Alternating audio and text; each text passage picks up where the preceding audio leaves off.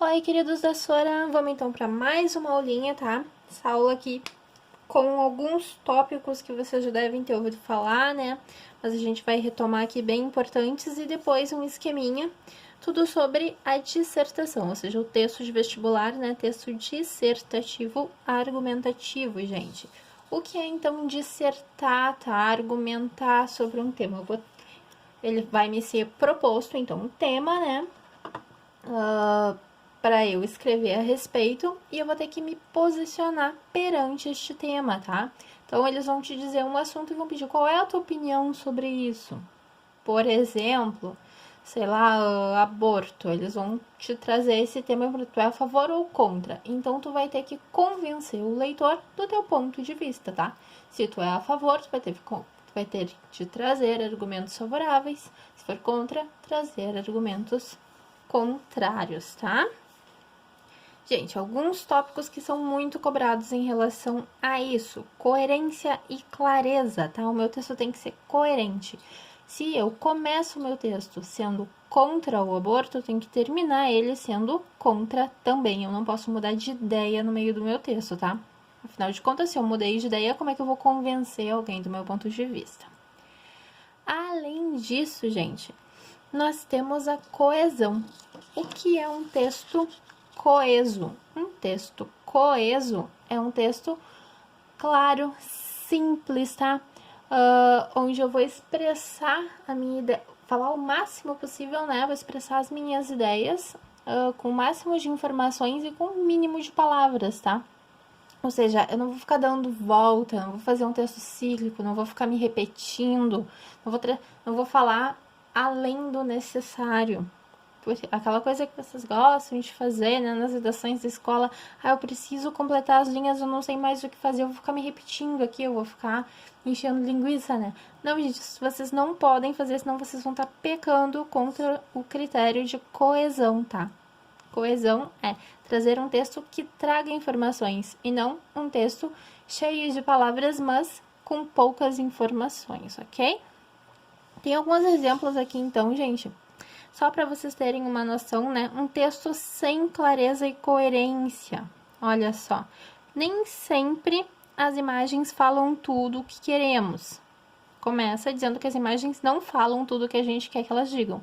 E depois ele diz, às vezes vão além do imaginado por quem as produz. Então, aqui está dizendo que elas não trazem informações e aqui está dizendo que elas trazem informações demais. Eu não estou sendo coerente, né, gente? O que é ser coerente? É manter o meu posicionamento, manter o que eu estou dizendo. Então, olha aqui embaixo, ó. Um texto correto, então, com coerência e clareza. Para serem compreendidas, as imagens dependem de quem as produz e de quem as lê. Tá claro, não mudei de ideia, né? Tem uma relação de sentido adequada aqui. Então, gente, aqui, ó, eu falei pouco, tá bem mais resumido e não tem nenhuma incoerência, tá? Isso que é importante vocês observarem. Agora aqui, vejamos. A coesão, tá? Um texto coeso. Ou melhor, um texto que não é coeso, primeiro, né? Que não tá resumido, que tá enrolando demais. Ó, quando pensamos em tempo melhor para a vida de todos, queremos dizer o seguinte: simplesmente as coisas podem ser justas para todas disso. Gente, isso não faz nenhum sentido, né? Dá pra ver que ele tá falando qualquer coisa que veio na cabeça dele, não tá correlacionando as ideias e tá falando demais. Quando tu acaba falando demais, tu acaba te enrolando e perdendo, né, que tu tá tentando falar. Agora, olha um texto que é coeso aqui, ó. Quando pensamos em um tempo mais justo, imaginamos simplesmente que a vida pode ser melhor para todos. Aqui ele foi claro, foi direto. Vocês não precisam enfeitar demais o que estão dizendo, tá? Às vezes, uma linguagem mais simples e direta consegue transmitir muito melhor uma ideia. E essa é a essência desse critério aqui da coesão, ok?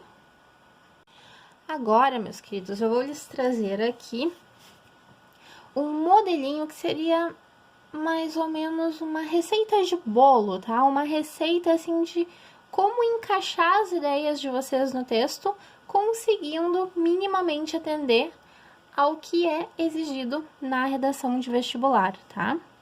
Gente, existem inúmeras formas de escrever uma redação. Esse não é o único modelo, tá? O único modo de escrever que é correto. Isso é o básico, tá?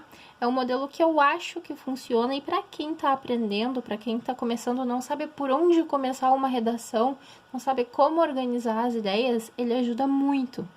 Então, eu ensino esse modelo porque eu acho que ele facilita a vida de vocês. A partir do momento em que vocês dominaram esse modelo, a partir do momento em que vocês treinaram bastante essa coisa de organizar as ideias de vocês no texto, essa coisa da clareza, da coerência, do modo de usar os conectivos dentro do texto, tá? Que isso já tá dominado, aí vocês vão ter mais liberdade linguística para escrever o texto de vocês com o seu próprio estilo, com a sua própria forma de escrita. Vocês vão conseguir organizar e correlacionar as ideias de vocês de forma clara, tá? Mas esse esqueminha aqui que eu vou passar para vocês, ele ajuda bastante a evitar aquela repetição de ideias, aquela confusão que a gente costuma fazer na hora de escrever. Então, para começar, a minha sugestão para vocês é que dominem essa estrutura que eu vou passar aqui para vocês e depois, aos poucos, né, à medida que forem treinando e que tiverem total domínio disso, tenham mais liberdade na escrita de vocês, ok? É um esquema que eu acho que funciona bem. Então, vamos lá. Primeiro tópico, título, né? Título de vocês tem que ser criativo, gente, tá? E não repitam o tema no título. Lembrem dessa frase, tema não é título. Eu quero um texto sobre a questão da segurança no Rio Grande do Sul. E aí eu vou colocar a segurança no Rio Grande do Sul como título. Gente, isso não é título, tá? Isso é tema. Título tem que ser criativo. Depois do título, gente, como eu vou escrever a minha introdução? Eu vou começar a minha introdução fazendo uma afirmativa sobre o meu tema, tá? Para que isso? Para deixar claro para quem tá lendo o meu texto que eu identifiquei corretamente na proposta o tema sobre o qual eu tenho que escrever. Gente, como eu faço uma afirmativa? O que é uma afirmativa? Qualquer afirmativa, gente. Por exemplo, eu pedi para escrever sobre a questão da segurança pública no Rio Grande do Sul. Eu vou começar o meu texto dizendo lá a segurança pública é direito de todo cidadão. Ponto. Pronto, trouxe o tema. Fiz uma afirmativa genérica ali, trouxe o meu assunto. Depois disso, gente, eu vou escrever, botar ponto, tá? Nunca coloquem uma frase inteira longa no parágrafo de vocês. Coloquem no mínimo 3 frases, tá? Dentro do parágrafo de vocês. Porque assim o texto fica mais claro, tá? Quanto mais curtas as minhas frases, mais fácil de entender o meu texto. Não tenho medo de colocar ponto final. Finalizou uma ideia, coloca um ponto final, tá? Então, coloca um ponto final ali, depois dessa frase. Próxima frase vai ter que explicitar o posicionamento de vocês. Então, se vocês são a favor ou contra. O que eu acho da questão da segurança? Eu acho que não tem segurança pública suficiente no estado. Então, eu vou colocar ali exatamente esse meu posicionamento. Uma frase ali dizendo que a segurança no Rio Grande do Sul está em estado crítico, tá? Cuidado para evitar repetição de ideias, né, gente? Repetição de expressões. Depois, ponto. E a última frase, gente, eu vou ter que citar argumentos que justifiquem o meu posicionamento. Então, se meu posicionamento aqui não tem segurança, eu vou ter que dizer por quê. Eu vou ter que provar que o que eu estou dizendo é verdade. Então, por que não tem? Esta situação se dá devido a...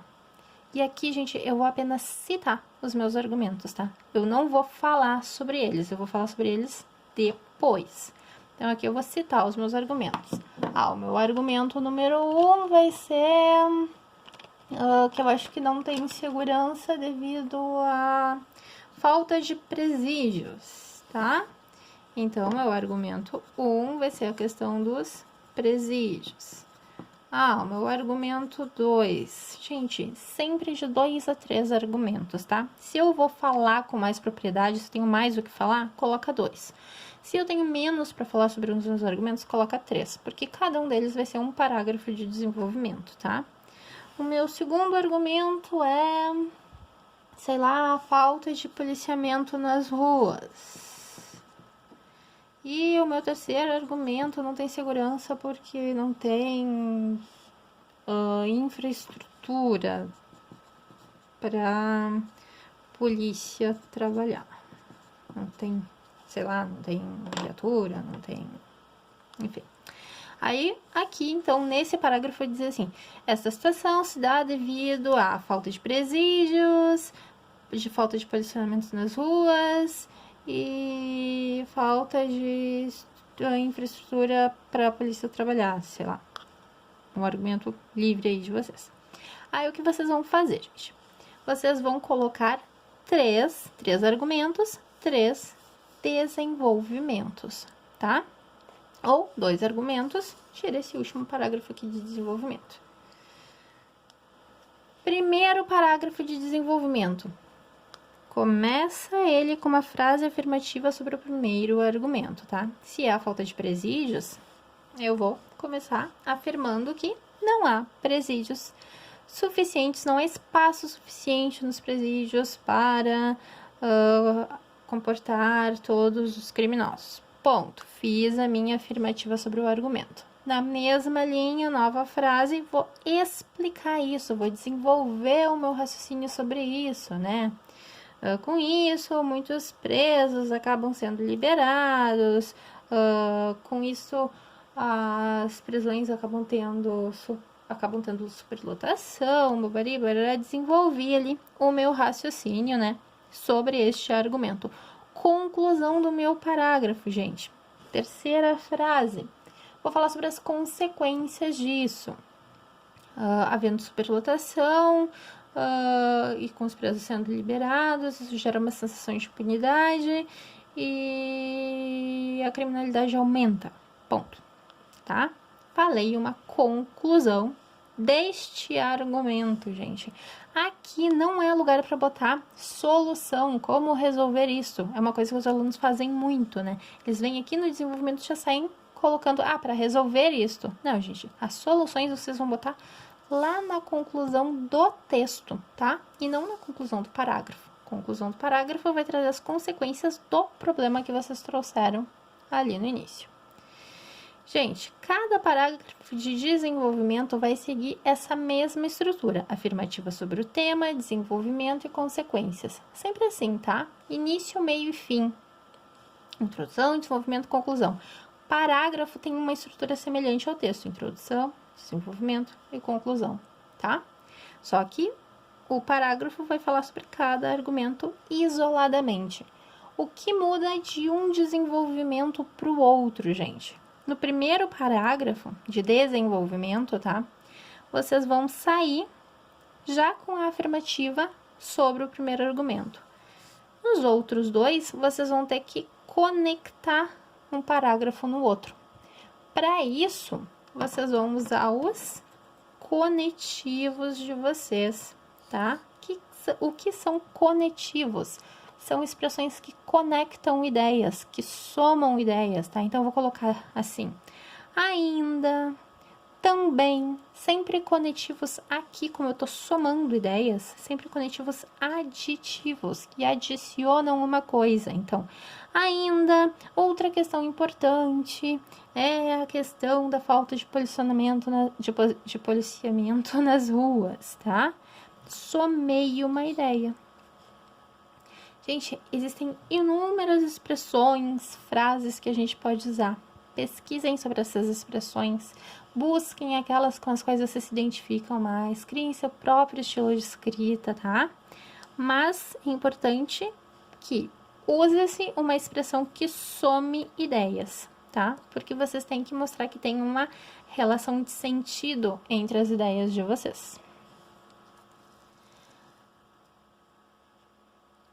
Terceiro desenvolvimento, a mesma coisa. A única observação aqui, gente, é usem conectivos diferentes, né? Não lembrem-se de não somar, não repetir palavras, não repetir expressões, tá? Isso torna o texto de vocês mais pobre, né? E para terminar, a conclusão do texto de vocês. Como eu vou fazer a minha conclusão? Vou usar um conectivo também, só que esse aqui, gente, é conclusivo, tá? O que é conclusivo? Vou mostrar que eu tô concluindo o meu texto. Portanto, por isto, por conseguinte, tendo em vista os problemas analisados, citados, desenvolvidos, tá? Então, conectivo conclusivo mais referência aos argumentos desenvolvidos, ó. Portanto, por conseguinte, considerando os problemas analisados. E aí, mais o que? Reafirmação do posicionamento, gente. O que é reafirmação do posicionamento? É possível concluir que realmente, que de fato a segurança encontra-se em estado crítico no estado, tá? Então, reafirmei o que eu disse lá no começo, que tá ruim a questão de segurança. Então, essa vai ser a primeira frase da conclusão de vocês. O conectivo, mais a referência aos argumentos, mais a reafirmação do posicionamento. Por que reafirmar o que eu já disse, se eu não posso repetir ideias? Gente, aqui vocês vão cumprir o critério da coerência. Vocês vão estar explicitando que, de fato, vocês mantêm o posicionamento lá do começo do texto, tá?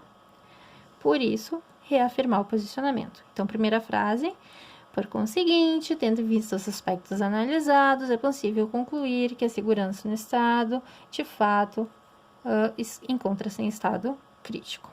Ponto. Coloquei essa minha frase, atendi aos 3 critérios. A minha próxima frase vai fazer o quê? Vai apresentar soluções para o meu problema, tá? Aqui sim vocês vão dizer. Se eu trouxe um problema, gente, pede-se no Enem, principalmente, tá? Que mostre-se, então, tu tá me dizendo que tem um problema? Tá me provando que existe esse problema? Então me diz como resolver. É isso que vocês vão fazer. Vocês vão dizer. Para resolver essas questões, é necessário que haja construção de presídios, que aumente o número de viaturas e armamentos, mais investimento em policiamento, mais investimento em educação, enfim, vocês vão pensar ali o que vai ser colocado, né? E vão fazer sugestões. A única coisa que vocês têm que observar aqui é que não podem ferir os seus direitos humanos, ok? O que significa isso? Não posso dizer, tem que aprovar a pena de morte, por exemplo, tá, gente? Isso fere os direitos humanos. Bom, gente, feito isso, então, eu coloquei algumas observaçõezinhas aqui, tá? Na redação do Enem, né? Especificamente, outros vestibulares têm outros critérios, tem entre 20 e 30 linhas. A partir de 8 linhas já corrige, tá, gente? Mas não é o ideal, uma redação ideal vai ter entre 20 e 30 linhas, né? 25 linhas ali em média. Coloquei aqui a questão dos pontos finais, né?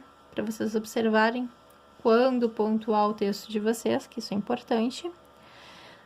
E use no mínimo 3 frases em cada parágrafo, né? Também coloquei.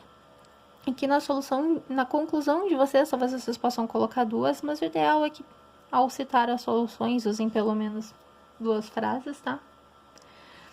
E, gente, muito importante usar esses elementos de coesão aqui, tá? E que conectam, tá? Pronomes, conjunções, né? Foi aquilo que são aqueles elementos. Isso, esse problema, essa questão, tá? Liguem as ideias e as frases também. Não usem frases soltas, aleatórias, tá? Sempre conectem as ideias de vocês dentro do texto. E aquilo que a gente já sabe, né? Não falar em primeira pessoa. Quer dizer, eu acho que... Afirmem, usem frases afirmativas, tá? Eu acho que não tem segurança no Rio Grande do Sul. Não tem segurança no Rio Grande do Sul. Afirmem, tá? Tenham certeza. Como é que vocês vão convencer alguém de alguma coisa se vocês não trouxerem esse posicionamento como uma verdade? E é isso, gente. Espero ter ajudado. Isso aqui é o básico, né, da redação. Esse esqueminha aqui, essa receitinha de bolo, que eu brinco chamando assim, né, Ela ajuda bastante se vocês tentarem colocar isso em prática, tá? Espero que tenha ficado claro. Vejam, revejam isso aqui. E tentem aplicar isso no treinamento de vocês, que vocês fazem aí nas suas casas, né? Para fazer uma boa redação. Abraços, meus queridos, e até a nossa próxima aula.